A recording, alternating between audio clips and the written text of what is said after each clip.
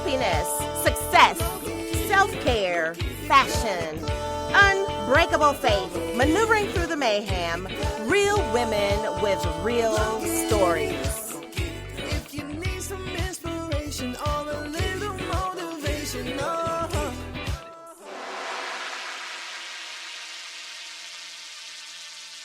Hello, queens. Welcome to Glow Get It, where strong women shine among those who never believed she could. Remember, you are in a league of your own, and today is your day. I am your host, Gwendolyn B.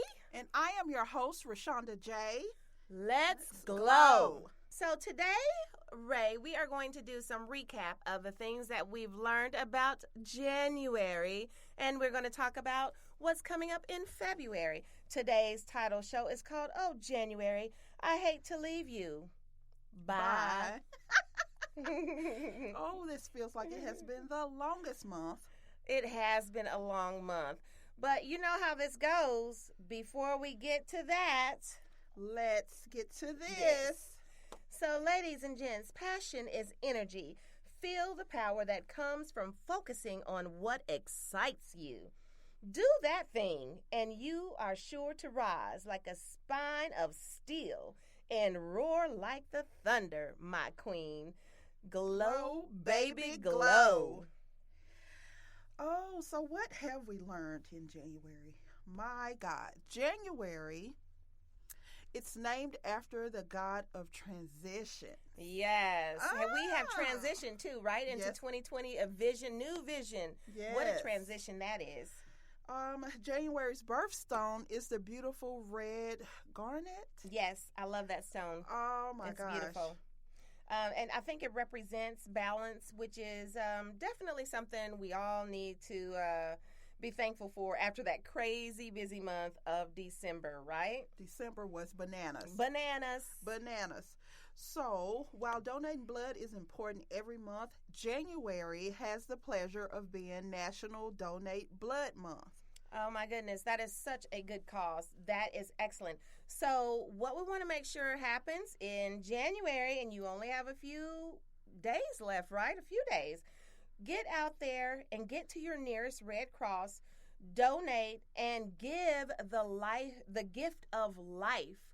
Donate your blood. Someone needs it to live.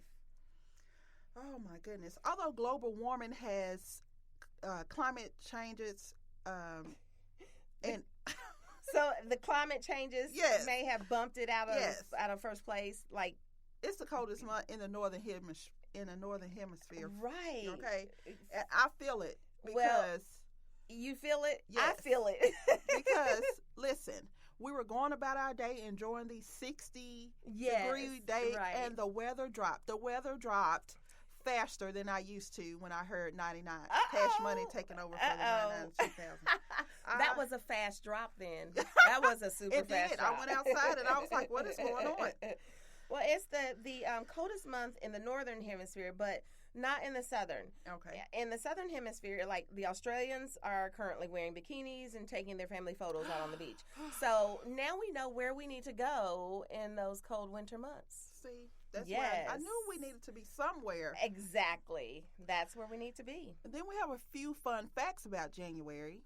Okay. In 1789, first U.S. president election was held in January. Mm-hmm. In 1848, gold was discovered in California. I'm so happy that happened. You love gold? I do. I love gold. In 1863, Lincoln signed the Emancipation Proclamation. That is such a wonderful moment in history. And then guess what happened? In What? 1865, the 13th Amendment abolished slavery. Yes. And we know Black History Month is coming up. Come we are on. going to celebrate. Yes. I'm going to be over the top all the time. Well, I mean, I thought that was Oh, 12 goodness. months out of the year. Yeah. Uh, Okay. You're judging. You have any I am fun so facts? not judging. You're fabulous all the time is what I'm saying. Yes, and we love it. You have any fun facts you would like to share? Sure. I think one of the best fun facts is that Henry Ford introduces his assembly line. Baby, I need to get around, okay? I know. And it was so funny. I was talking to my dad. My dad was born in like the late 40s or 50s. And I was like, Dad, did you all ride horses? He Oh was my like, goodness. Rashonda, we had vehicles. So I can now tell him, oh, my bad. I'm See, sorry. Your poor parents. I'm sorry. I didn't know. I wasn't aware. Aw. So also one of the things that happened in January in 1933 is the Holocaust began.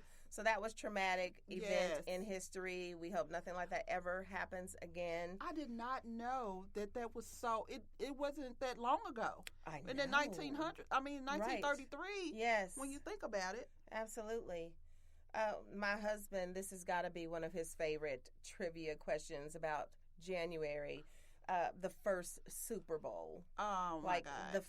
the sports fanatic, my husband, he knows all about that. You know, so. I don't know anything about it. I was like, Me who? either. I said, who the San Francisco Raiders? No, I know, Rashonda. right? No, that's not it. And then in 1973, the Supreme Court's Roe versus Wade decision changed the course of history also. Yes. And then, of course, the Challenger exploded in 1986. How old? Well, you can tell your age because you are this young and vibrant woman. How old were you in 1986? You know, I was 5. I was 5. I was born in Just 1980. a baby. I was born in 1981. Oh, what a coincidence! Me too. Okay. Born again? Again, yes. Right. Oh, my, This is true. oh, my goodness. So, also some of the things that we have learned about January is that January the 8th was the War on Poverty Day. So, over 45 million people in the U.S. live at or below the poverty level. Many of those people go to bed hungry because they can't afford food. So, one of the things we encourage you to do is learn how you can help those people against that war on poverty. Yes. And then National Human Trafficking Awareness Day was the 11th Yes. of January, and we did an awesome show on preventiveness Yes. and how to combat this horrible, horrible issue. Absolutely. And please go back and listen to that again. It will be uploaded, or it is uploaded on our site. So go to it and listen to it again. It was phenomenal. We learned a great deal because we were learning about that along with you as we had a guest that was an expert on it and told us lots of things that we needed to know, lots of things to share with your friends and family. So please go back and listen to that again and bring your kids in, bring your husband in because they get taken too. Believe it or not, the men get taken just as well as the women and the babies and the young girls. So make sure that you are aware of all those things pertaining to human trafficking. Yes. And then just passed Dr. Martin Luther King Day, also Humanitarian Day. So please get out and do some good. Pay it forward. Just, even though he was taken from us at such a young age, he just left a mark on humanity, and just to get out and do great things. Absolutely. We can take a lot of things from Dr. Martin Luther King and apply it to how we connect with people in our life. One of the things I think is that we can connect, like Dr. King, we've got to listen.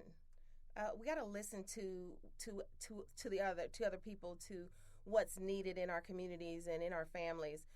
We got to remember the details about people. Know that those details, that they matter, that people matter. Yes. Investing in significant time, developing a network of trusted relationships is also worthy. Look at the people he had surrounding him that were there with him every step of the way.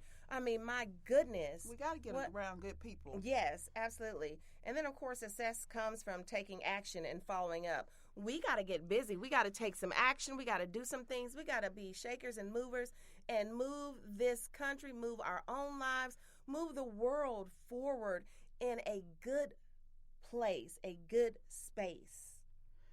I'm so excited about it. So, what else? Well, what is coming up for February?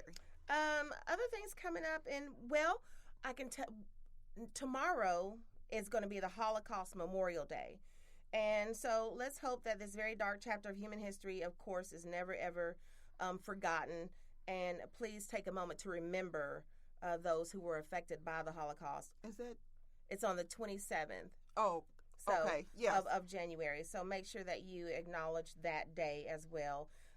Coming up, we have some amazing things taking place.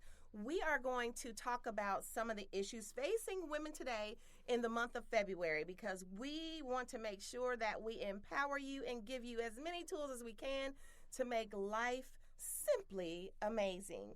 So one of the things I think we're going to talk about is the glass ceiling.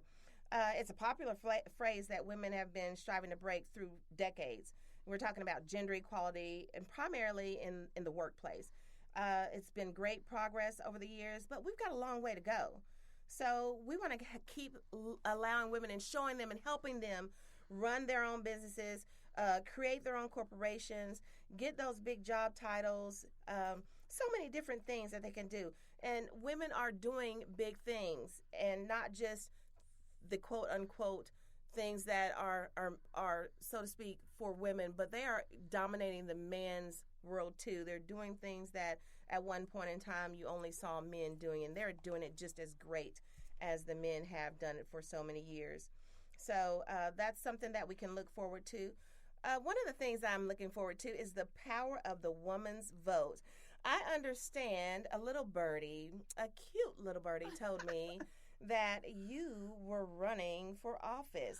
I am running for Metro City Council District 2, which is the Petersburg, Newburgh area. Mm-hmm. And it is very important that we get out and vote, just for, not just me, just for everyone.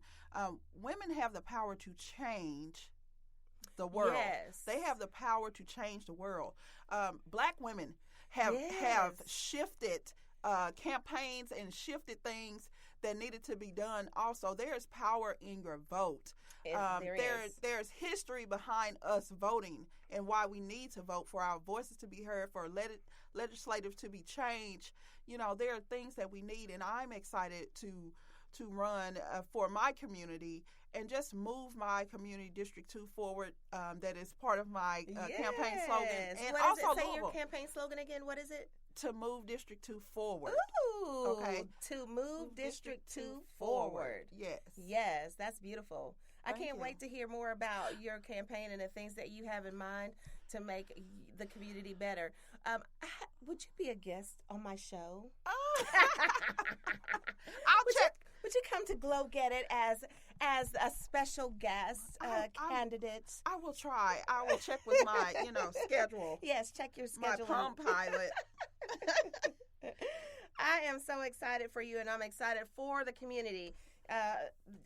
We cannot take the right to vote lightly. So I can't be surprised at all the things that we've learned over the years about elections and women voting and all the rights that we've had that we've started to take advantage of, because that's our voice. Our vote is our voice. Yes. If you don't vote, you don't have a voice. But I'm not going to get on that soapbox, because Miss Ray is going to come back as our guest, and we're going to go into full detail about voting and all the things that it means to be able to do that.